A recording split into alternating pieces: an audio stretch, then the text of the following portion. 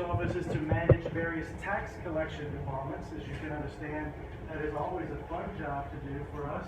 Not everybody likes us, but someone's got to do the job. So we try to treat you right and do the job fairly. Certainly no biases involved when it comes to this. The ladies that I have with me tonight are also from our property tax department.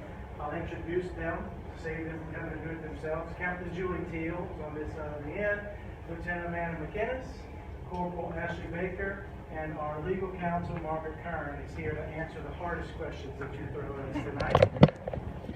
We've given this presentation back in October, which I believe Courtney attended. Correct. In Covington, which is how she kind of got us to come over here and do this one. I know you're here for a primary purpose, which is real estate investing. And the property tax department deals with real estate. And it deals with it in a way that eventually may find its way to something that interests you. Now, to give you a broad overview of what we do, I'm going to lead you through the processes of what we do at the Sheriff's Office to collect property tax. It may be a little more than you realize, which is why we like to come and share. So let's see how we're going to do here to start off. All right, so it did work. Good, did. Start off right. All right, so the property tax department, the sheriff in every parish, by law, is the collector of property tax. And that is for the unincorporated areas of the parish. I don't know if everyone understands what is meant by unincorporated, incorporated. I will promise you that not everyone out there does. Simply, it means any area that's outside the incorporated areas of a city. So I like to describe it as in St. Tammany, we have a lot of cities. Think of those as bubbles. Slidell, Mandeville, Covington. The bubble is the incorporated areas. All the areas in between everywhere else is unincorporated, and that's what we collect the taxes for. However, if I remember correctly, yes. On the bottom of the slide, you see we collect actually for all of the cities that assess a millage as well. So we're the only tax collector in a parish in Louisiana that is not a consolidated government like Orleans Parish is all one government. That collects for the cities as well as the unincorporated areas of parish government. So we're very unique in that. And just as a side note, you may already know some of you, we also have the sales tax collector.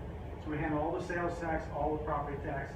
You'll find out more about who we collect for in property tax as we go through it.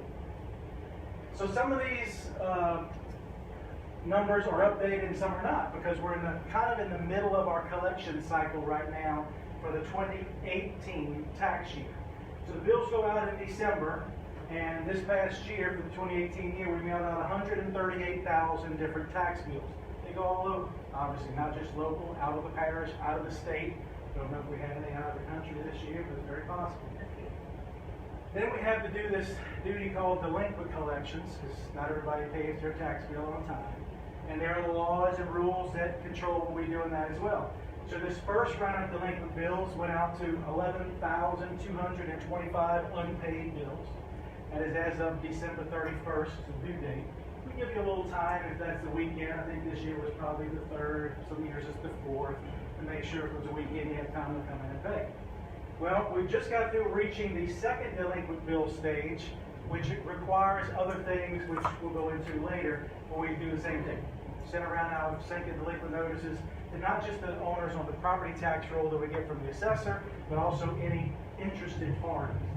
Anyone that has some other legal interest or something like that. The grand recap is a report that the assessor gives out that shows what is the total of taxes that can be collected this year in the parish. And every year it goes up just about, in St. Tammany at least, because the parish continues to grow.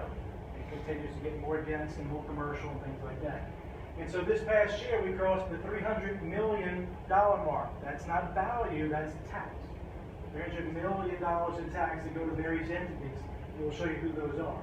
So you see 2017 here, well, we haven't got to tax sale yet, and that's what we're going to focus on at the end of the presentation. That will interest you a little bit more, and maybe whether or not you want to invest in a tax sale property. But last year we had 1,700 properties that were advertised for sale. This year, as you see, we're going to advertise it. That's our first advertisement, probably June 26th. We've got to do it twice. Last year we took almost 1,000 properties to tax sale. And this year the tax sale will be July 29th. That's the date you remember, July 29th, if you like what you hear. All right, let's move on. So here's how much has been collected each year. We talked about the grand recap going up, and that graph pretty much shows you how it goes up. This is since 2003. We run out of years. fit on the slide. But each year it's gone up, a little more than others. It's been a very nice steady rise here over the last couple of years. Again, there's that $300 million number, again, for the 2018 tax year. We're collecting 2018 now, even though we're in 2019. There's all the entities we collect for. Now, I know it may be hard to read, but it goes from school, which is this whole section. The school has various villages and various other things, juvenile detention center, the library. We get questions about alimony, which is just a maintenance tax the parish charges. We do get the question of whether or not it's related to marriage. But it's not. The Harbor Center has a fee, and it goes on and on. All the fire districts, recreation districts. We told you we collect for the cities. The cities are right here. What we collect for them. And you see something on here, Slidell grass cutting and soil demolition. Cities also have the ability to file something to get on the tax roll with the assessor for outstanding grass liens they may file on the property, such as a property owner doesn't cut their grass. Noted and signed. So far this year we've collected $275 million. We've got a little bit to go, a couple of months through the tax sale. This is a summary of what you just saw in the group categories. As you see, the school board gets the primary amount, $133 million, followed by the fire districts. A lot of people don't realize parish-wide just how much the fire districts collected ad valorem tax. Law enforcement is the sheriff's office, and the municipalities, and so on and so forth. All right, so there's different ways we collect. Obviously, pretty much simple to figure that out. Online, we try to collect as many as we can because electronic payment processing is so much easier and faster. It's more efficient. Mortgage companies, well, lots of people have their mortgage escrowed, and your escrow payment goes to a mortgage company. And these consolidators come out there and they gather up all the mortgage company payments, and they'll send us these giant checks or wires of millions and millions of dollars at one time. That's the mortgage company. Of course, we still get them by mail, and the mail goes to a bank lockbox. It's another term that you may or may not be familiar with. A lockbox is a P.O. box. Just this week, I thought we had heard the last of them, but just this week I got a phone call from someone, I'm not going to say who they were, but they're on an elected board in the parish, and they wanted to know why our payments are sent to New Orleans. Well, years ago they weren't. We kept them out of Covington P.O. box or Slidell P.O. box. And then we packaged them up, put them on a courier, and sent them across the causeway to where our fiscal agent bank is, where their big processing center is to handle them all. $138,000 at one time is too much for a small office to handle. This is half the office you're looking at right here, House Property. So they do all this. Well, it wasn't our payments, thank goodness, but one year there was a courier that went off the causeway. We're thinking, what if they had all our tax payments? So like, this is foolishness. We're just going to go ahead, put the New Orleans P.O. box, lockbox, let it go directly to them, fewer hands, less miles to go, and let them get it and process it themselves. That's why it's a New Orleans P.O. box. Like she said, spread the word. You're welcome to spread that word. Please do. The first year we did it, of course, back then, this goes to show you how far I go back, they wanted to know, why was Ray Nagin getting our money? And of course, we have people that love to still come pay in person. They want to walk up, as they like to say, see your smiling face and get a receipt in their hand. But you can do all that still online. It's still really the best way, the quickest way to do it. All right, there's the important dates. So November 15th is a date that the assessor's office has to turn over the tax roll. It's not a roll, but now it's just an electronic file. And we load it into our system, which is laborious and difficult, because it's so massive, to get us to get the bills ready, get them to our printer, and then send them all out. Well, thank goodness, I will give them credit. The assessor's office under Louis Morris has upped that date. We get the roll now in October, mid-late October. The earlier the better, because it gives us time to get everything ready, get it to you early. People really like to get the bills early, believe it or not. They're knocking on the windows saying when the bill's coming out, they just can't wait to pay it, yes? But they want to get it over with so they know that they got it taken care of. Or that it's on their, there were some years after the hurricane where the due dates were right after like January 6th, 7th, 8th, and they wanted to make sure they had that bill so they could pay it and take it on their income tax. So that's the date for that. Anyway, the bills are always due on the 31st, and then the next day is when they become delinquent. There's an example of the bill. Of course, it's not filled out. Normally, this is all filled out with your individual millages or parcel fees that apply to your property. So everybody's bill is different unless it's your next door neighbor, but even then the value of the home is maybe different. So all the numbers here are always going to be different for different entities. That sheet I have with all the different entities we collect for, they'll appear all in there. What the amounts do, this coupon usually comes back to us so we can process it. Change orders. So believe it or not, when you get your tax bill, you may not agree with it. And sometimes you got a good point. So you go to the assessor's office and you say, wait a second, John across the street is only paying whatever John pays, I'm paying $1,000 more to him. Our house same size.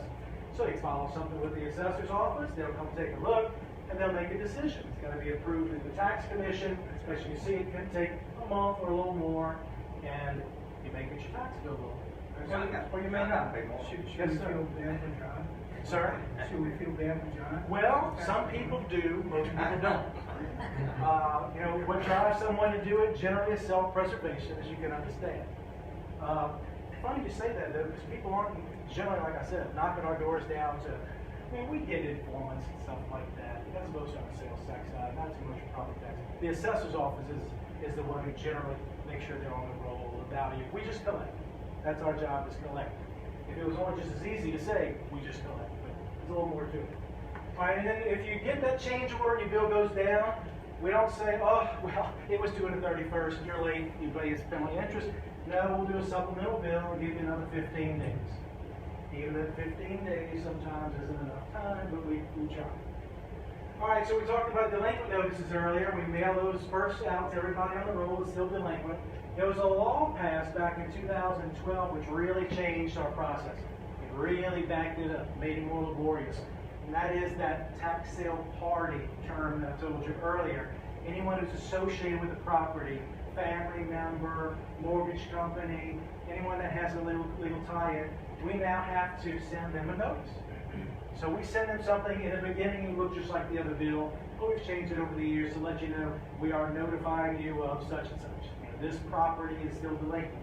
And sometimes that gets the mortgage company to send us a check on behalf of the taxpayer. Not out of the goodness of their heart, right?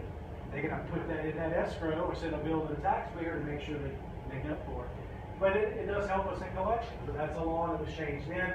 And so all that has to be done before we send out the second delinquent notices. And that's why it says research, mortgage, and conveyance records. It takes them almost 2 months to get this done. It's done within the office. And we're talking thousands. Like how many this year? The number started off with 7,000. By the time we're done, bills are being paid, so they might not have reached 7,000, but it takes quite an effort to get it done. Yes, sir. So you have 11,000 people that are behind their property taxes currently. You said 11,000 people that are behind. In the beginning. How do we get a list of those people so that we can mail to? Do we have to file a public information request or something like that to obtain that list?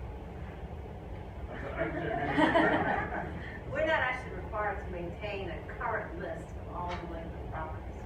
The one thing that's actually published before the properties go to tax sale, there is an advertisement, at least two advertisements. The last one is mailed out no earlier than 20 days following the second delinquent notice that goes out, and the second notice is filed no later than 10 days prior to the tax sale. Those properties, each property that's delinquent is advertised in the St. Tammany Parish Farmer, and that would be a comprehensive list of all persons who, by the time you get to the first notice is going to be published on June 26th. June 26th, everyone who has not paid their taxes by June 26th, their property will be listed in this advertisement in the St. Tammany Parish Farmer. So if everyone's like 1 year behind, it goes in there? Or No, it's current year. current year? So It's can current we- year. I promise you we're getting to it. Okay, sorry. Sorry, I'll speed up. I'll wait till the But I will tell you, you really don't want the list of 11,000. Not if only 987 goes to the tax. We know, like, we pull from other counties, and like, I've not counted them in other states, but sometimes we'll hit like a tax delinquent list when we do look for properties to flip. And that's why I was asking, because we'll get a big list and then we'll scrub it down, but it's usually in Excel format. It's not, we can't really work off of like that format. It would have to be in like an Excel format for us to manage. The list is also posted on our STPSO website. I don't know if you can grab it and change the formatting of it. As soon as the You advertisement know, hits, we post it on the website. welcome to download it, save it, and then manipulate it however. Does it have like the owner's name and address and mailing address and all that stuff? Exact same information that goes in the farmer. It's just on our website, and it does have a download capability at no cost. to It's the us. information that's on the tax roll. It is. It's Which the is the information name that and is on the tax roll as well as the name of the taxpayer, address to that taxpayer, and everything that's due up to the point that it goes to sale. Wow, that's good. That's, I didn't know that. I'm gonna go on the website. It's not there yet. No, it won't be there. It'll be there the date the advertisement comes out. Okay. And it will be updated the next advertisement. So what Major McManus is trying to convey to you is if you get out there too early, you know, people are gonna see this in the farmer and they're gonna come in and make payment because they didn't realize they missed their payment. And you're researching property that. You really don't want to start that early. I mean, you're researching 90% that you don't need. We're probably like looking for like 2 years behind, 3 years behind, something like Yeah, that. you would have to research to find that out. We wouldn't be putting that on we don't have something published that shows that. You have to research that, you're right. Like you just heard. So you would want to do that on July 29th? Is that what I'm understanding? The first advertisement for the delinquent properties that are gonna go to sale is gonna be listed on that day. Like we just said, it's gonna be right there in the farmer, just like right on there, like she just said. And then, see, by law, we have to do it twice within 30 days. So the first one he says is gonna be in June, the second one will be in July. Yes. But the very first one that goes out there, we immediately put it on the website. And when the second one comes out, which is an updated one, we have 500 less, or 600 less, we'll update the website again with the proper list. So And now again, I'm gonna say, especially to you back there, this has nothing to do with prior years. This is the current year of taxes we're collecting. Okay? Doesn't have anything to do with prior years. It's a one-year cycle. It opens and it closes. It's very clean. I wish my other departments were that way. With property tax, it opens and it closes. You start a new year. Things like that. All right, so there's a picture of the tax sale. I updated the picture from what we had in there. I know I had one with more people with their hands. Yeah, that's So a I put good that in one. there today. You see, there's a little peculiarity about when you can have it. Tuesdays and Thursdays are bad, I guess. You can't do it on Thursdays. It begins at 10 o'clock in the courtroom at the courthouse. Does the law still read on the steps, or is that just? It still reads up, Yeah, it still reads on the steps, but we bring it. Thank you. especially in July. Right. All right, here we go. This is a little more on the tax sale. Tax sale buyers must register for the sale. And you can do it that day, but we make it available for you in advance, so you can get all your ducks in a row. You must have a valid social security number or ID number, income tax, something you want. Each unpaid property is read aloud. Now, we don't read the whole legal description. We read the assessment number, the name on the roll, part of the legal description, and the amounts due. And as you saw about the bidder numbers, everybody raises up a number. Here's that number. Multiple buyers for one property. We don't like this topic, but it's part of what can happen, and it happens every year now. So let's say I've got my number up, and the captain reads my number, and I've got it, and someone says 50%. Someone says 40%. It gets all the way down to 1%. And technically, and that's why Meg's here, technically that property gets awarded to them, but it doesn't change anything about what they have to pay us. It just says, it gives them a way of tying their name When to the it. when the property comes up for auction, for the tax amount that's due, you don't bid a dollar amount. You know, but I'll pay $1,000 for this tax sale lien. Because what you're buying is not the property. You're buying the tax sale lien. So you can bid for a percentage in the property. Like I will bid 50% of the property for this amount of tax sale lien. If somebody's going to bid against you, they'll bid a lower amount. I'll bid 5% of the property. I'll take 5% of the property to have this tax sale lien. And ultimately, the lowest amount you can bid is 1%. So there are a lot of commercial tax sale buyers now, and they will bid 1% to start. You just can't go any lower than 1%. The only option is, what's the smallest amount, what's the smallest interest in this property that you will take in compensation for this tax sale? So So it's not a dollar auction. So, and forgive me if you're gonna bring it up. Some people don't pay, they basically don't redeem the lien. They don't pay pay you back. You can eventually go after the property, and again, I don't wanna jump, so if I am, Good jump. I'm jumping. Well, look, so when you get to it, I'm curious about the 1%. It's a slight jump, it's not a bunch of money. Slight jump? Just All slight right. jump. Look, well, I'm gonna come back on the ledge and not jump just quite Yeah, yet. that's once it's I'll- done. Once I'll it's hold done. it. All right, of course, an adjudicated property, sometimes people don't bid at all. Well, why would they do that?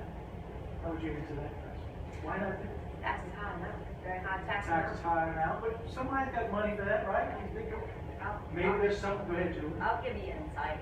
I think that some of our tax sale buyers have gotten very educated. They go out, they do research. They look into the clerk system, they do somewhat of a title search. They find out there's multiple money judgment liens, prior tax sales. It would involve a whole lot to clear all of that up. Messy. So in order for them to have a real true interest, they would want to know that there aren't all those variables before they put their money in investing and paying that tax lien. Because to get clear title, all of that, the previous judgments, liens, and titles would have to be clear. There's two key words that we say when we start the sale. Two key words, and they both start with the letter B. Buyer beware. And that is exactly why. There may be a duel, something like that, where this is just Always that messy chance. thing, where heirs got involved and everything else. It wasn't on the roll, or they thought it was, but it really didn't exist, and Or it's on the roll twice. it's just not that cut and dry. So you Or- got to do your homework. Maybe the no bid, is it maybe because it's an undesirable property? Maybe it's I think it all boils down to how likely you think it is that the property owner will redeem the property and pay you the tax sale purchase price plus the interest and penalty, which is what you're really sure. trying to Now, receive. personally, I'm not sure how I would grade that myself, because I don't do it, I just got to say it. But I will tell you, if it comes to dollar amount, there were some years ago where, it's public record, I could probably say it, which large medical institution. The absolute public. The Lacombe Heart Hospital was in a flux, and their bill was on the tax sale, and someone bought it at tax sale after the fact, sort of. Very And, large dollar amount of taxes. the entity that owned the hospital at the time pretty quickly redeemed it thereafter, but that bill was what a year, $900 and something thousand dollars. Close to $1 million. It was close to. So they made it a quick 30 By grand. the time all the interest and penalties added, Yeah. it was over $1 million. But you had to pay that million Gotta pay that million up up front. front. Before you left the courthouse that day. Yeah. So if you just got $1 million laying So around, that's bringing. keep an eye out. And keep your calculator with you while you're doing it. But go on to what their return was. Yeah, it's 30 grand. Yeah, they made 30 grand in probably like 45 days. Something like that. Well, that's an extreme example. Just a quick question. What happens to the people who lose their property in property taxes? So do they get the difference, like, once if it gets bid up over the amount of taxes, do they get reimbursed for the difference? 'Cause I know some states allow the person to get reimbursed for the difference. Well, the only reimbursements I can think of are when the tax sale buyer gets reimbursed when the property owner comes back and pays his bill. So the owner doesn't get anything if it goes over and above the tax. He didn't make a bill. Well, because it's not a bid, a dollar amount bid, it's one set price, and people are bidding to be able to just get that one set price. Are you talking about people bidding, saying they'll pay more for it, they'll pay more for it? Like an auction, this is like an auction. Yeah, This is not not that. an auction. Yeah. You're not selling the property, you're selling the tax lien. The amount is the amount, period. So it's like $1,000 is the set amount, and then we're all bidding to get that one lien, not to pay more, just to kind of stand out in their eyes when they pay us. So the commercial buyers would come in and they know they have X amount they want to spend at the sale. And so they'll try to do their best, keeping track of it. They'll give them this one, we'll award that one. Through the day, they'll make their markings. We break for lunch. They get around, I'm sure, and figure out how much we owe today, how much we got. And then they'll settle up with us before they leave the courthouse. We have various people in the courthouse entering things while the sale's going on. So that when you leave, you go to our counter down the hallway in the courthouse, give them your bidder number, they'll tell you the properties you got, how much you owe, and thank you for your business. As long as you got cash, money order, that's all right. Next slide. Get ahead of it. Payment, there you go. Buyers or awarded properties must pay in certified funds or cash, and that follows with a tax sale certificate being filed. That's one of the things that you do. After that, clerk of court, recorded copy certificate is mailed to the tax sale buyer within 30 or 45 days. So like in the example of the hospital I gave you, this process was going on before the hospital ownership group could pay their bill, could redeem it. Well, in the meantime, the tax sale buyer is paying his money, and then he gets reimbursed, over that time period. That's why I said earlier 45 days, he gave the 30 grand. All right, redemption process is a 3-year redemptive period through the sheriff's office. So what that means is, let's say that your property was delinquent, and someone over here paid for it in the tax sale, they got it, and then 2 years later, you want to redeem it. Things are finally going your way, you have the money to do it. We can handle that redemption for you. 1 year out, 2 years out, 3 years out. But after 3 years out, we can't do it for you. You've got to go directly to the tax sale buyer, which, as far as I'm concerned, seems like they get pretty, they got as broad leeway they can in what they charge you to get property back. Anyone want to add on that? Just that in recent years, there's been a very big push from the legislature to put properties back into commerce. And so these amendments to the statutes in 2008, 2012, the thrust of them has really been to make it easier for people who buy properties in tax sale to ultimately acquire ownership of the property. They don't acquire any ownership interest at all at the tax sale. They only acquire the tax lien. But if it's not redeemed in 3 years, then there's a process they can follow to acquire title to the property. And even if you only have purchased your lien by bidding on 1% interest in the property, you have the right to seek ownership of the property if they've not redeemed it within that 3-year period. Now, chances are, in year 1, I got it. And in year 2, you got it. And in year 3, someone back there got it. So it's not as easy as you might think, but it's very possible. It happens like we happen all the time. That's right. If you buy year 1, aren't you given the option to buy year 2? You just have to Get act the on tax it. bill in year 2. So You can get pay it. the option to basically be consecutive. Right. Which When you go doesn't to prevent tax sale, doesn't you prevent pay the owner from paying, and Right. then they got to redeem. They can always redeem. So real quick here, guys, there's kind of a few strategies that people have with the tax sale. You have people who are coming just purely for interest. You'll talk next. I'm not jumping the ledge there, but purely an interest play. But the second part that they just brought up is taking quiet title or going after the ownership of the property. It's an opportunity to get inexpensive properties. How likely? How would you guys say the redemption? Majority of people redeem. Majority. Yeah, 75% more people redeem. At least. Yeah, at least 75. So you've got a small margin. You're not going to go say, let me go and bid on all these tax liens because then I'm going to eventually, go after all of them. No, it's a lower margin, but it's an opportunity. And at the very least, the 75% that are redeeming, you're making your 1% Yeah, interest that's per where month, the big your city 5% goes. penalty, and you're getting all the fees you paid. Exactly. There's different strategies where you can invest go after. your money and get 5% penalty, and if they don't redeem for 3 years, 36% interest.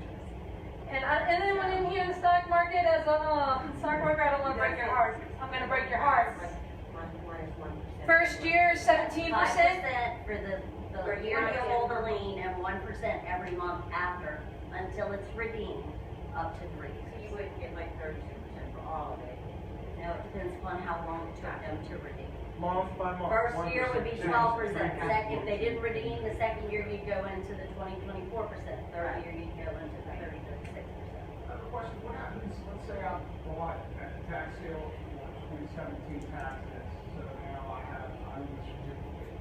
Let's say that person that owns that property turns around and all of a sudden the state puts a big lien on the property. Do I have to sell that lien out if I want to try to go through the process of acquiring the property after the 3rd year? How does that work? Because the state probably wouldn't want to give up the It's linked. Yeah. I honestly can't tell you all of the intricacies of what you have to do when you sue to quiet your tax title. I know that you have to give notice to everyone who has a recorded interest against that property. So if you file a suit to quiet your tax title, you have to give notice to everyone who has an ownership interest in it, a spouse perhaps who didn't receive notice, a mortgage company, a lien holder, the state has a recorded lien, they would also give notice. In the petition that you file, you have to give them notice that they have 6 months from the date that they are served with your petition to quiet tax title to come in and assert their claim in your suit. And they may very well do that. They may come in and assert their claim. You wouldn't have to pay it, but you would not be able to get quiet title without satisfying that lien in some way. So what do you consider adequate service? Well, you have to serve them if it's the state. The state doesn't. It would depend on who has it, if it's the Department of I mean, like you said, Transportation, or the Secretary of say State. there's a wife, and, you know, the wife has moved 10 times since this has come up. I mean, Well, ultimately, you can, if it's that important to you, you can appoint a curator to represent a defendant that you cannot find. Or you can, if you have an address, you can send it to the last address. If a mail is sent out by certified mail, notice is sent out by certified mail, and it comes back unclaimed, that's actually the equivalent of service. Okay. But before you get to the suit to quiet tax title, you'll be sending out post-sale notices if you're the tax sale buyer. So you'll be identifying these parties, we're getting ahead of the game again. But you're identifying these tax sale parties that may have an interest in. You'll be giving them post-sale notice within that redemption period to preserve your right to file your suit to quiet tax title. We did say buyer beware. But you also saw the picture of the room full of people holding up cards, so. Just to make sure, the 5% penalty is just one time, we're not just over the. Correct, 1 year. Yeah, thank you. Good question. And that assumption. And it's in the beginning, right? Not at the end of the first year, it's like right after the sale, right? Right after the sale, 5% is due, all the months of interest due to the date of the tax sale. But so if you buy the first year, you get your 5% plus another 12 months worth, so 12%. I choose not to pay year 2, somebody else pays year 2, there's gonna be another 5% to that second buyer with another 12 months. Right. Same for year 3. If after those 3 years, I now hold, mine is now 3 years, and I now go back and try to do the quiet title and redeem the last 2 years, at the honor. Yes. As Because I'm first in line, right? But they could also, Well, only in year 1 and year 2, if the second You buyer can is redeem 2 years. well, As long as there's nobody but they've before got me. 3 years redemption too. Right. So you can, If I'm year 1, they're year 2, and then year 3. My year 1 totals 3 when number 3 He's comes up. saying they haven't had yeah, but the some second and the time. third So, year right. hasn't well, had once adequate your time. 3-year period for redemption You can expires, but you have to give those subsequent tax sale purchasers They're in. notice. Well, you have to give them notice of your suit to quiet your tax. And real quick, the quiet title, everyone would have to hire an attorney to do that. It's not something they do on their own. They would have to hire an attorney to do that practice. It'd be wise. It'd be wise. Don't go rogue. A good one that knows exactly. A good what one. this Not is. many, actually not many do. I have a few friends, so some people who, you guys might know Brandon, he's one of the ones that goes, he'll buy a whole big portfolio of these liens, and then over time he eventually has some, so he does quiet title. There, I may still have a contact info for an attorney that doesn't. Not many of them do. Not many of them specialize in this, because it's just, I mean, and I think you guys said St. Tammany's very unique with it as well. So, continue on. Definitely something y'all would have to talk about in your network, and we don't advise it. I may- Who to contact. Yeah, I may have some recommendations, but again, you have to do your own due diligence on them. Absolutely. All right, so there's a little form to fill out when you want to have a redemption request done. And then there's again the process. All the taxes will be collected the current year, the subsequent taxes that are paid, by the buyers. Redemption payment, same thing. It's got to be some cash equivalent, type of payment. The certificate of redemption will be issued by the department, according with the clerk, is it 45 days again. Copy is sent to the assessor and the owner, and the lien will be cleared. So now the property doesn't have that lien on it. And the tax sale buyer will receive his redemption refund based upon the amounts we've been talking about, the interest amounts and all that. If the tax sale buyer, that first year, elects, they will get notice of, if you bought, for instance, at this tax sale, you get notice in 2019. Well, in 2020 for the 2019 tax bill. You could pay it. And you would be entitled, if they come in and redeem that property for the year that you bought, you would get interest on that amount as well. Not the extra 5%, but you get 1%, 12% rounding For the second year. for the second year. Any Any second, subsequent third year year as well. You I'm can pay it curious. consecutive.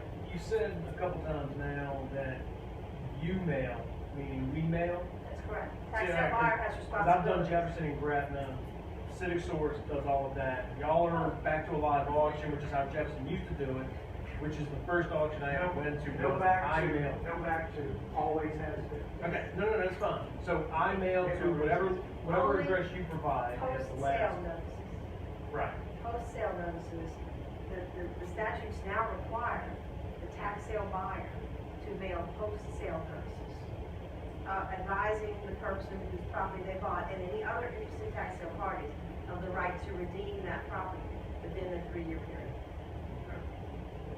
And the name and the address is provided to you. It's on the tax lien that you're gonna receive that's filed with our clerk. That name is with the other tax sale parties. Right. It's up to you. Well, if there's others, We may you have have to do your identified own some, but research, you right. may want to do your own. So out of research. curiosity, do you also, as a bidder, buyer, at the day of auction, I'm gonna mail that post-purchase letter to the former owner at the time, let's say. Do I get to, also bill for additional charges or just a percent? I'm not sure whether you can have your certified mailing cost. Well, that's what I'm saying. I'm not sure. I In really the don't know. past, in years past, before they went to Civic Source, you could, but I could also bill my labor too.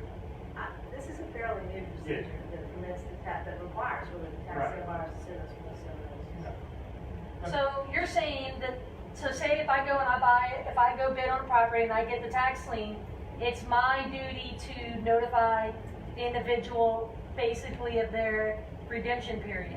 One of the requirements of a suit to quiet tax title will be you have to represent to the court that you have sent a post-sale notice to every identified tax sale party at least 6 months prior to the expiration of the redemption period. Okay, so that's if you're quieting Requisite title. You're getting your judgment quieting your tax title. But if you're just going for interest, not quiet title, is that not, do you guys continue to, within the 3-year period, do you continue to like market to those who are delinquent?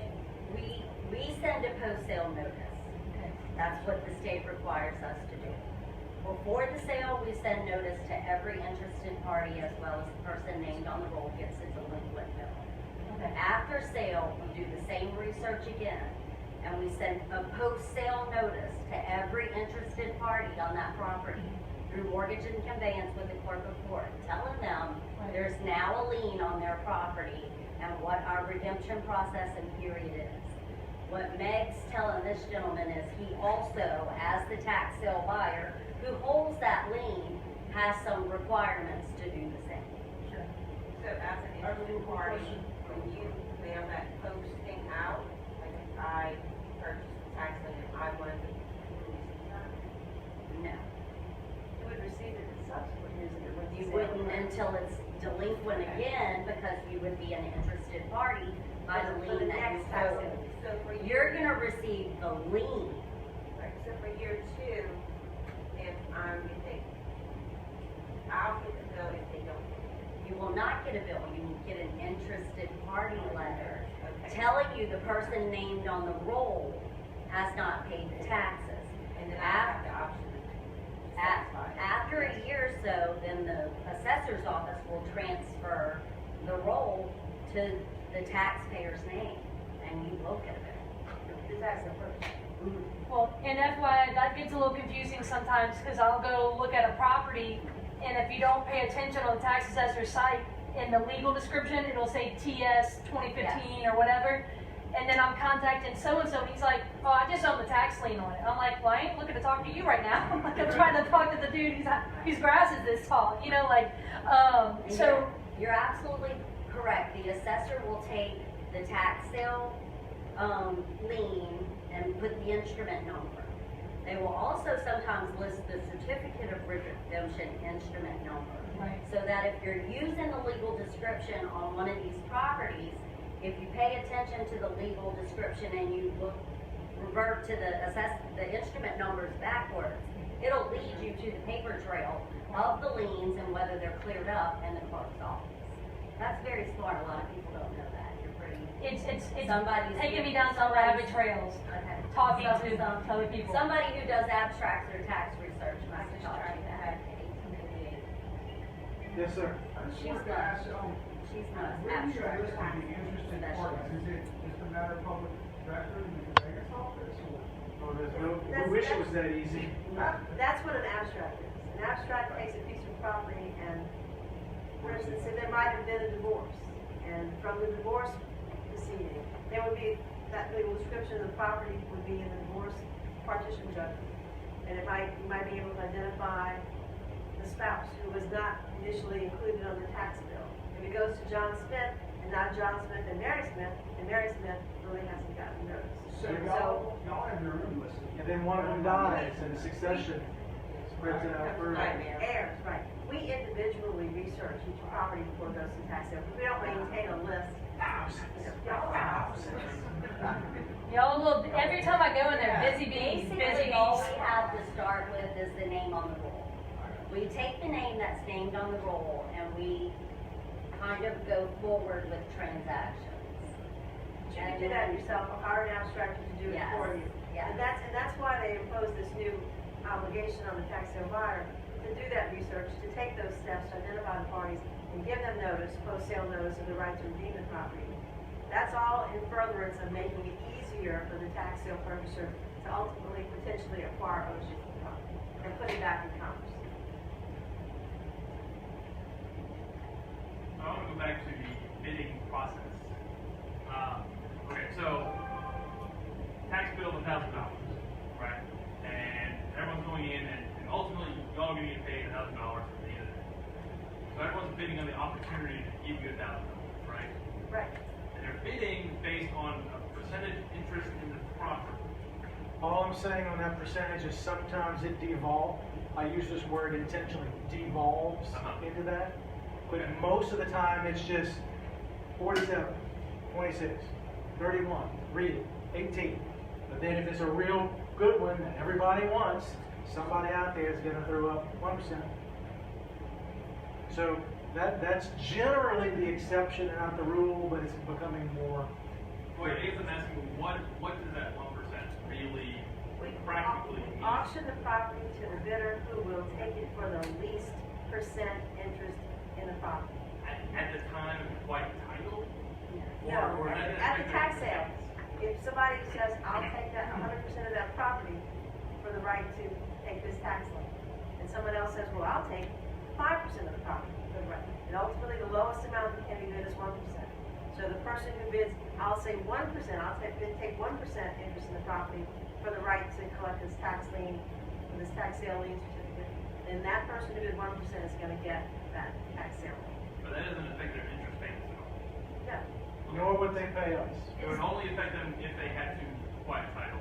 It doesn't really have that much effect. So there's no negative connotation to that 1% bid? Basically, it's a guarantee that you're gonna walk away With paying the taxes and holding the lien. The first person, you can say 1%. Because my understanding, I went last year just to go watch it for the first time, and it was a nut house. Like, bless y'all's heart. But it's like a 4 or 5 hour process or more. Well, I'm glad you said that. Real quick, I'll interject that while I'm aware that tax sales in the last 8 to 10 years have frequently become online tax sales where anybody in the world could vote. Like other local parishes are online. Yes. Yeah. Or, some other entity, I guess, may conduct a sale. We have always wanted to do it, want to call it the classic way, because, at least personally, I feel that gives our local people the best opportunity at getting the property. So that's why we still do it that way. And even though we have 1,000, whether it was 2,000, we had that after the hurricane, we still just about always get it done in one day. The 987 was probably 4 hours. pounding them out. You do a lunch break, you did a lunch break, but you gotta be in there and pay attention, otherwise you're gonna miss the property you're there interested It was in. like 10 to 12 and 1 to 3, if that. So it's quick. Yes, we do. We try very hard to keep a very current list. We suggest that everybody who registers as a bidder gets one of the farmers. We take the farmer and we stay late on a Friday, come in on a Saturday, however we have to do it, to where every property that has been paid since that advertising list has been printed is marked out, because you know it's not going to be read. So in order for you guys to have an active list to follow along with what we're doing up front, and we're reading these properties rapidly, giving you just as little information as we can, part of the legal description, the amount that's due, all the paddles go up. So we put a paper in the lobby for all of the paid properties to come off the exact same thing we advertise for you to bring to the sale. So if you were to really want to do this and you want a very active current list to follow, one right behind the other, bring a paper, get there early, use the list that we post in the lobby that has all the marked paid properties on it. And it's going to be a breeze for you to follow along. A few other things from when I went last year and just observed it is you said these commercial buyers. I saw them more as like professional buyers who are companies who send in, I don't know, day laborers, is that what they are? Yes. Yeah, because I'm seeing like, they had a big old huddle group, it looked like almost like a school trip to come and bid on these properties. Yes, they have meetings. So they have, is it like 2 or 3 of them? I know like a dare. They have A few so of many them. multiple names that. So these corporate professional buyers, you'll see those names consistently. Know that they bring in a lot of people. You'll see them in the back. One of the things y'all were talking about, you're excited to come and speak because you want local people bidding on it rather than these I think they're out of Nebraska, these companies that come in. There are rules. Let's say they can't just bring 50 people and they all hold up number 1. They can be a little more slick, right? But they got rules, and the rules are that each one has to have their own tax ID number. Right. So it's tax ID number. extra work on their end to do that. And it's extra work on our end because we go through the IRS website to make sure this company that's bringing in 45 people with 45 names is legitimate.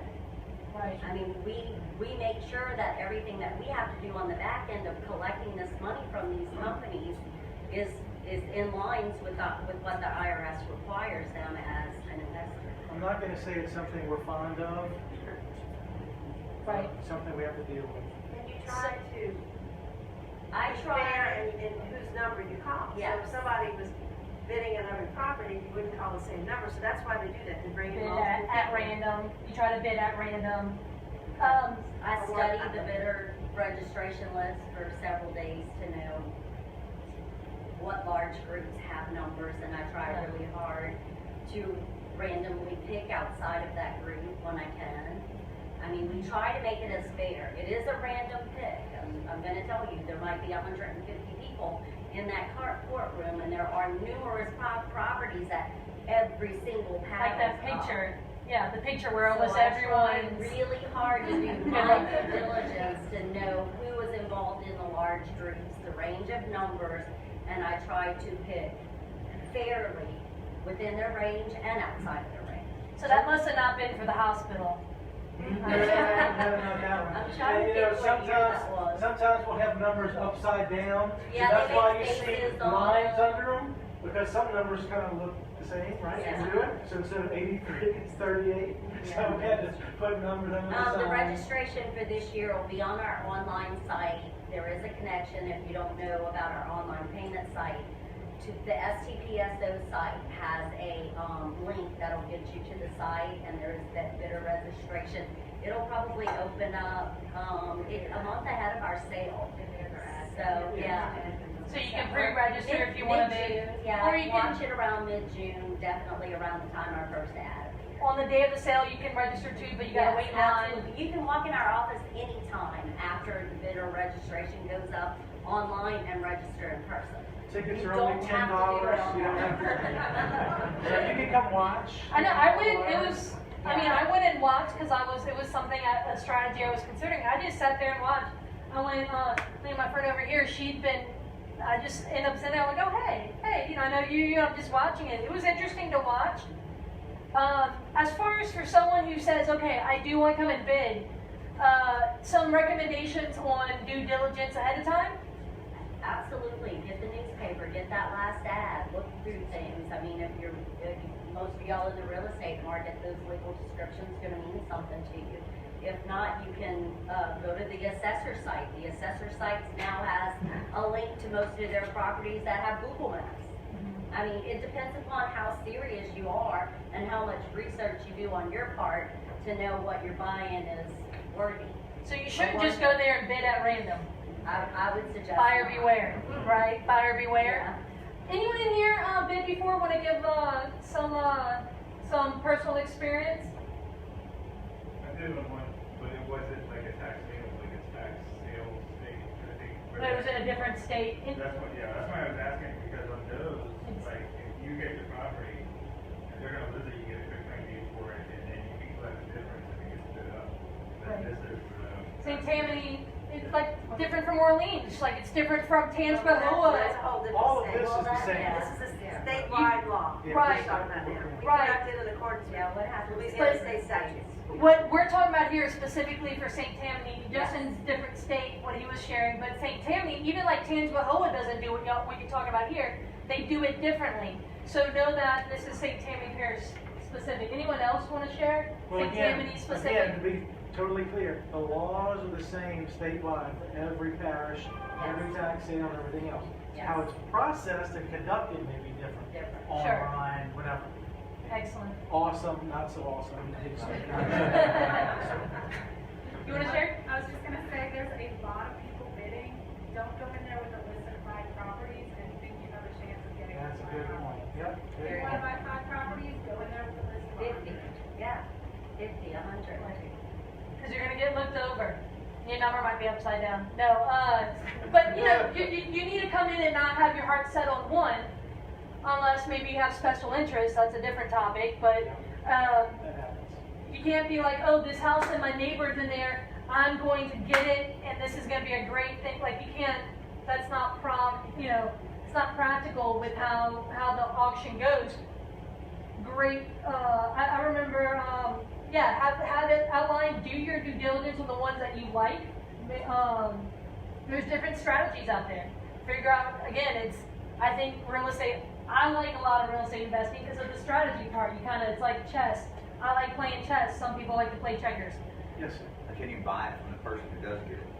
Can you then, hey, You mean transfer interest? that person just randomly, can you then, By the tax lien.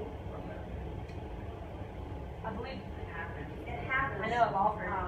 But I think that's gonna be something that you should be aware of. When it's redeemed, it's gonna be redeemed in the name of the person who was on the tax roll, and the redemption payment has to go to the tax sale purchaser. So we're not gonna look, you can't bring in your contracts and blah, blah. John Smith was the bidder at the tax sale property. He's the holder of the tax sale certificate. But I bought it from John Smith. We have to issue the refund. When the redemption is done, we have to issue the tax, the payment of the tax penalty and interest to the tax sale purchaser. We So would be you able could to do that send at it the to you. same time, at the time you make the purchase, you sit on the same room. Well, if you're the bidder, that's why we have to have tax ID numbers for everybody who bids. So if you're the bidder at the tax sale, and you've got your number, tax sale certificate is gonna be entered in the number that is on your patent. So I would advise We'd probably buying tax do- sale certificate from somebody, because there's no guarantee if he gets the refund that he's gonna give it to you. So if you have people that, say that they were the accepted bidder that doesn't pay you, They don't get the tax sale certificate unless they pay that day. no, but I mean, you have people that don't pay. Yeah, Well, there's some rules that are read at the start of our sale, and one of them is if you bid on a property and you're awarded it, and you bid it on 10 other properties, and when you get to the counter to pay, one of those properties you don't want, you're walking out with none. You gotta make the decision before there's a chance your paddle's gonna be picked. So, I mean, we've had problems with it in the past, and that's the way we've handled it. And it's announced in the courtroom before we start, that if you're awarded a property, you need to really want that property, and you need to show up to pay for it, because if you don't, then nothing that you got that day at the sale is gonna be. Brings up a follow-up question, sorry. Do you take backup bids then? Meaning if somebody walks out and they didn't pay, let's just say they bid on one property. No, it adjudicates. Nobody gets it. It then goes to Civic Source, right? No, we don't have anything to do with civic source. We are Not the adjudication part? No, that's the parish government. Okay, that's good to know. Everything that adjudicates at my sale goes to Stays the in parish here. government. Yeah, stays in our office. Parish for 5 government years. does what they do They have with their the own adjudicated rules. properties to get They them back in contract with commerce Civic Source to do something with properties Yeah. that are adjudicated if they're not redeemed within 3 years, but that's not. It's not after, part of okay, that's good to know, that was not, Adjudication or we sale, brought, still a 3-year Now, didn't you redemption tell period. me that Civic Source made a presentation? they did 6-7 months ago, something like that, but yeah, they did come and share, Civic Source is a different situation though. Yes, Yeah, they're auctioning properties, they're auctioning. But they've got to wait, Actual Money for properties, those properties. and that's online too. but they have to wait as well, because Yep. that adjudicated property still could be redeemed. It's still, yeah, I think it's like a 3 or 5 year process. Well, actually how it works is actually deal with it myself, civic source, I deal with all the old adjudications. So what happens is, the parish government can't touch it until 5 years. After 5 years, then it can go on the civic source site and actually be put out there to be auctioned off. But it can still be redeemed. Correct, now, it can still be redeemed up until the point that half sale deed has been reported. So, even if it's gone to sale, someone can still come and redeem it. And they've got to physically post a sign on the property and all Yeah. that. There's a whole process with Civic Source. We didn't film that one. I just brought Facebook into the mix just a few months ago. But The 3-year redemption period doesn't apply. okay. Okay. Bidders required to put a deposit down? Yes, sir. So you can sign up to bid and not buy anything that day. That's right. Or not sign up and just go. Yes, ma'am. Same thing as, regular auction properties, like if you go to the parish courthouse. No, that's what we were just talking about. No, that's foreclosures. Sheriff sales are conducted by the civil department, which is a sale of property. But it's not Civic Source. Foreclosed It's not property, Civic Source. yeah, it's not civic. Civic source is the adjudicated properties that we've sold at our tax sale. So That they're not don't bid. bid. Parish has a They contract don't with get Civic it on, Source. they sit there and They come off the tax roll. parish hires Civic Source to get it back there. Yes, sir. I have a question, so if I bought a tax sale, a tax certificate for 2017, let's say, somebody decided they had a lien, so my tax certificate is in a certain lien position based on what's on the public record, like if there was a first mortgage, and you have a tax lien certificate behind that, and what if that property goes to the sheriff's sale? You get first dibs on it, or you have to go through the process and bid to acquire the property back? Good question. If the property is foreclosed on, a mortgage certificate is gonna be generated prior to the property being actually auctioned. And all of the liens, including tax sale liens, will be listed on that mortgage certificate in the order in which they were recorded. And unless there's something unusual, they're gonna get paid in the order in which they're Out of the recorded. proceeds of the first. sheriff's sale. Correct. Right, but so like, if you had an interest into acquiring the property really close to, the 3-year mark, and all of a sudden it gets foreclosed on, let's say, I guess nobody can put another order on unless they pay the tax liens off. Yeah, if the mortgage company's doing this business, it's gonna identify the tax sale. My understanding is in tax lien law, it's parish taxes are pretty high. It's not one that can be negotiated, nothing like that. So it's pretty high, and it's like it's got to get if they sell the house. There's no subsequent years. I mean, Yeah. every year, like John said, we close out the year. We sell, every property that has delinquent taxes for 2018 is gonna be sold on June 29th, 2019. Right. Or adjudicated. The tax roll will be closed. And then the only way the property would be not subject to those liens would be if it was redeemed. Right. So if during the period that you have a tax lien on it, if that homeowner goes out there and sells the property with the realtor and being like, I need to downsize, I can't afford this property anymore, whatever, you're gonna get paid, right? You know, so during those 3 Because years. the title examiner is gonna find the tax They're lien. gonna find it, yeah. And from the sale proceeds, they're gonna withhold money sufficient to pay. Yeah, if they, That's recorded. if they wanna refinance their home, Not you're gonna pay the get, tax lien. yep. So, any other questions? Any burning, okay. Well, like blighted properties, does that change the very either? It does. It's an 18-month. That almost sounded like a pointed question. Because we hadn't dealt with that until recent We have years. very few blighted properties. And then one popped up and it was like, what, within a year they moved or something? 18 months. 18 months is long. Because the redemption period is half as long. That's Louisiana law is, Yes, or is it? that's statute. Officially blighted, so officially blighted by, It's gonna be declared by Right. governing body. and blighted means, you wanna share, I don't wanna, Well, we don't declare it, but I mean, No. like a local More than governing 50% body. or Parish or something. city, parish or city has to declare it. yeah. So there's a property that's in such disrepair, I think it's over 50% Either of the the, city council or parish council has to declare it. I think it's like over 50% of the property is in disrepair. It's some number like that. I know I've tried buying a few of them. And then they say, no, this is deemed blighted. And then, so then they have 18 months to The redemption redeem. period is only 18 months. Okay. So it's quicker. Well, because then also too, a blighted property is then on its way towards a tear down with a tear down lien, the demolition lien. I know, in New Orleans after Katrina, there was a way that you can, so if you look it up and you say, it says 56% damage, and it is blighted, you can go in and actually try to prove that it wasn't, and then they would actually look at that to change that. I've actually bought some after Katrina that way, saying that, you know, the structure's, you know, okay, it just needs to be gutting. Also had like a structural engineer come in and say it was structural. I don't know if that's comes into We have place very with few St. blighted Tammany or not, yeah. Not even 1%. We have very few blighted properties, and all of that is determined by the Yeah. parish government or the city council, the city limits that home. Excuse my ignorance, but I how do you don't know spell that it's- blighted?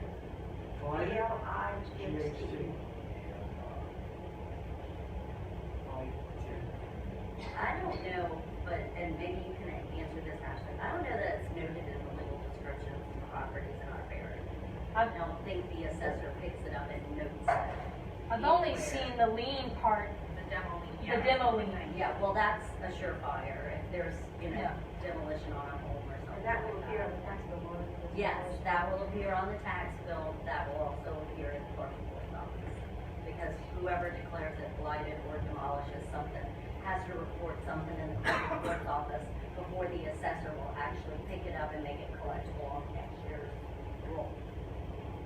Yes, ma'am, any question? Is there a set How amount? many people can hold it? You mean like a bidder? Like how many people can us three go in together and be a bidding Or do you part? mean tax lien, this lien, that lien, whatever lien? I mean, you're the only person that shows up, you can bid on 900 properties and own them all. Anyone can hold a lien. Yeah, anybody can. So Of course, the more liens that are on it, may be no bidders, right? Yeah. I don't want to bid on that, it's messy. Clean up. Over 20 years. Oh, I mean, You mean like you on one mean property? consecutive liens on one piece of property? Oh, yeah, it can happen all 3 years. Somebody will acquire a lien the first year, and that person will pay the taxes consecutively. The next year, we'll take it to sale again. Totally different person could hold another lien, and it could happen again on the third year. There's not a maximum amount of time. No, it can continuously happen, year after year after year after year. And if Maybe you would have to redeem every single person. Depending upon how many people hold liens, that original tax holder would have to redeem each lien. And we from would each person. generate a separate redemption bill Yes. for each lien. And don't you mention that at the sale? About like this was 2015 tax sale or like if it's a return? Okay. No, we don't tell you if there's prior liens. That's something you have to do your due diligence Okay. on. But there are times when there's Right. prior years that we took to sale that for some reason had to have been canceled or held out of sale for bankruptcy purposes or something of that sort. And then the next year, if bankruptcy's closed or we cleared the problem with why we had to cancel it, it's taken to sale at the next year. So there are times where you'll come to sale and we'll read a property and we'll tell you that not only are you buying the 18 or holding the 18 interest lien, but you would have 17 and 16 possibly too. Because when we sell it for all taxes due. Yes. As of the date of the sale. But, Yes. I mean, but what she described is, while it may happen. There may be you're 6 still or talk- 8, yeah. You're still talking about 138,000 Yeah. bills, so it's rare. Yes, very rare. But it can happen. That wouldn't affect the redemption period at all, right? The redemption period begins the date that that certificate is recorded in the clerk of court office, not our tax sale date. So if it takes our office 30 days to record those, your redemption period is gonna start on that. But it's 3 years, so if I buy, say this year I buy, it's a 3-year period. But if I fail to not pay, does that 3 years start over again for the next person? Or it started from the very first time I went delinquent and it was sold at tax sale? When your sale, got recorded. From the first lien. Now, Each lien generates a separate redemption. Yes. okay, so each lien has a separate redemption period. Okay. Yes. So it sounds like the primary strategy for all those people wanting to come in there is just to collect a little bit of land and leave. Investment. Right? The ability to use Monetary. 5% plus the 1%. Do you get that money only if the original property owner pays the tax? Or by some other means, we were just talking about the sheriff's sale. Or like if they sell with a realtor, refinance. Refinance. You could ostensibly pay someone's bill and get nothing out of it. Possibly. What's that double B word again? Buyer beware. There is always that possibility, yes, sir. That sinking Which is- feeling in your stomach is, yeah, you gotta know what you're doing. But that's why the legislature's instituted this new process or these new procedures to help those people whose properties, when they buy it, they don't get the money because the property gets redeemed. They have the right to seek ownership of the property. So that's your other. So you could 3 years not get, the interest part, the interest strategy, and then you could say, well, do I want to own this? And then I think, the process, you said it was like 6 months, or, Well, it's longer file a than. lawsuit to fight the tax sale. Not to take, depending on how complicated it is, it can take 6 months or less, but mostly it takes probably 6 months or more. Right, and so it's one of those things, but it's also where your due diligence, just like if you're gonna go buy something at the foreclosure auction, or if you're gonna go buy something on the MLS with a realtor, or something with a wholesaler, whatever, you gotta do your due diligence on what is my return on this investment, how likely, how risk, you gotta see how like the risks that are out there. You wanna, is this a neighborhood, what value is this property that I'm bidding on? I mean, there's all those factors you wanna buyer beware with, Any other questions? We're gearing up toward the end right now. Can you negotiate an adjudicated lien or? Well, as reference to adjudicator, I was gonna mention something, I'm glad you brought that word, temporarily forgot. So a property adjudicates, no one bid on a tax sale, goes off the tax roll. But they can be redeemed. What's one of the oldest, you've had to look back and research, what year have you gone back to? Oldest I've done, 1904. Oh, wow. 1904 adjudication, that just sat. So you understand why the parish started finally trying to get these properties, these sales, and getting back to powers, paying taxes, and just sitting there. But, Right. I think the only negotiation you can do on adjudicated properties is if something adjudicates and it's not been redeemed for multiple years, that's why they hired Civic Source.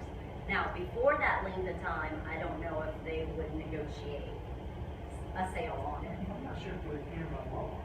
They have to make it a sale, a public sale. There is now They a have to procedure, take if you steps. want to bid, if you want to try to purchase an adjudicated property, there's a procedure that you can follow, it's set out in the statutes.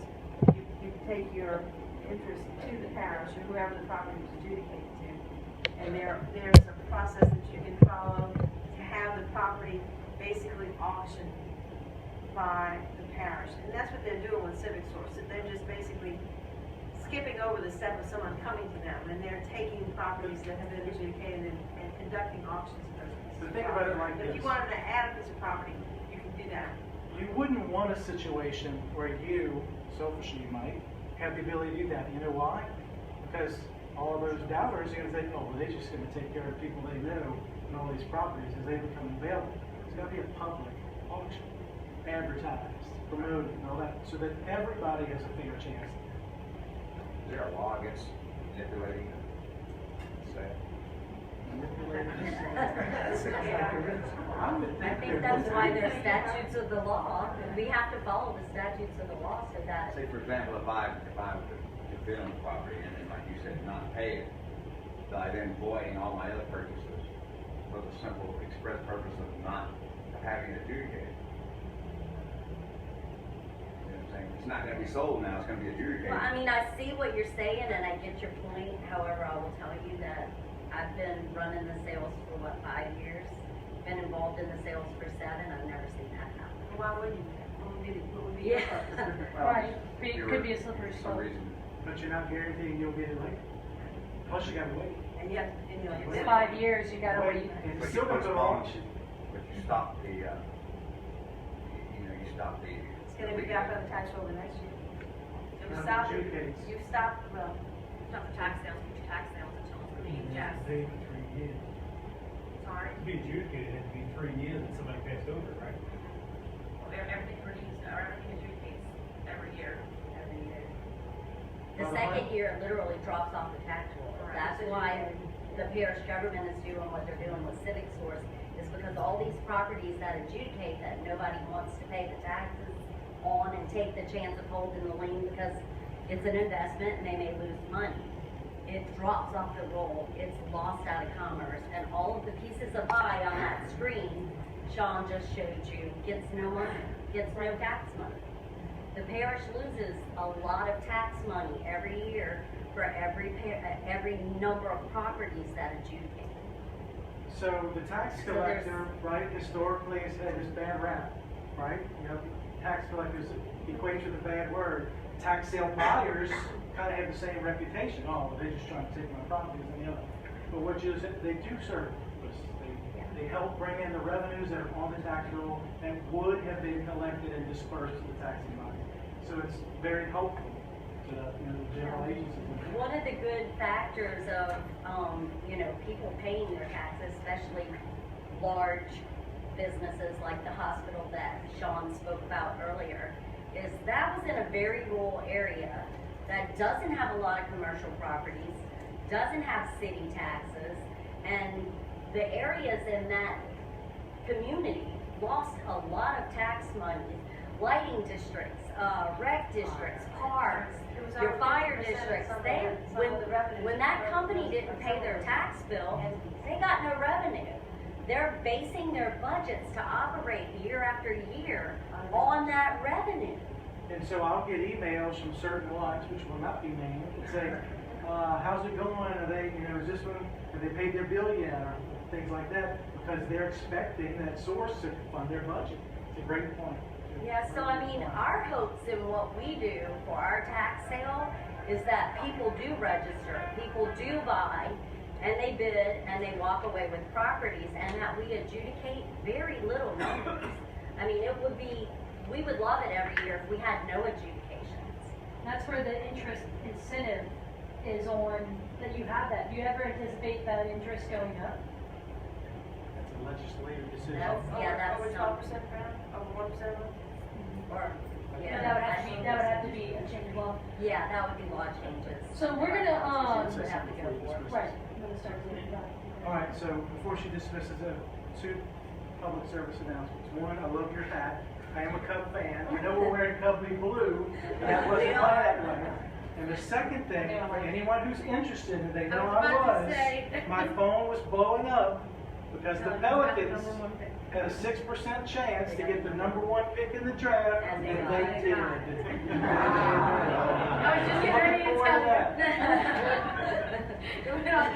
That too. Well, look, guys, happy? they shared a lot of knowledge with us.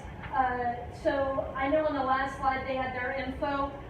Here's the thing is, we had a chance to ask a lot of questions. They're here after hours. My goal is to not keep them long. I want to get them home to their families. I know some of you like to sit behind and talk. A few things, don't forget on this table, if you want to grab some information about like our website, sign up for our newsletter. If you want to take a picture of their contact info here, for say you're like, man, I have a burning question that we didn't get to, during office hours, please. We've got 2 books. 8 to 4:30. 8 to 4:30. I'm going to give away 2 books. Let y'all all take y'all's pictures of that. But I like to give away a book at each meeting, but because this is our 1-year anniversary, I'm going to give away 2. And thank you guys so much for coming. How many of you guys, I've got 2 books in here. I think I keep a stack on my library of books to give away. How many of you guys have never read Rich Dad, Poor Dad? This right here. Look, if you have not read this book right here, this is a book right here that is a mindset game changer. If you read it and this book helped you, raise your hand. Look how many people this book helped change their mind. All right. How many of you guys have not, if you did not read this book, it's your first time here? Here, sir. All right. Rich Dad, Poor Dad. This book was written in like 1994, 97. And I mean, it's a great book mindset-wise. If you haven't read Millionaire Next Door, this is a great book as far as stuff like we're doing here, being smart with your money, and finding ways to change the way you see money. It's not the guy who's got not always the guy with the Lexus that's rolling in the money, but it's maybe the guy in the Corolla who's thinking of ways to get a return on his money. So who here is it your first night and you haven't read this book and you like it?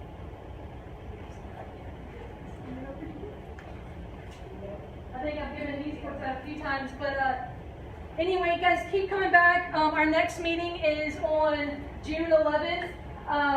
Well, that's next month's main meeting, but next Tuesday we'll be meeting in El Rio. No, not El Rio, that's Pearl River. El Paso in Slidell. All right, guys, thank you so much. Have a great night. Thank you so much for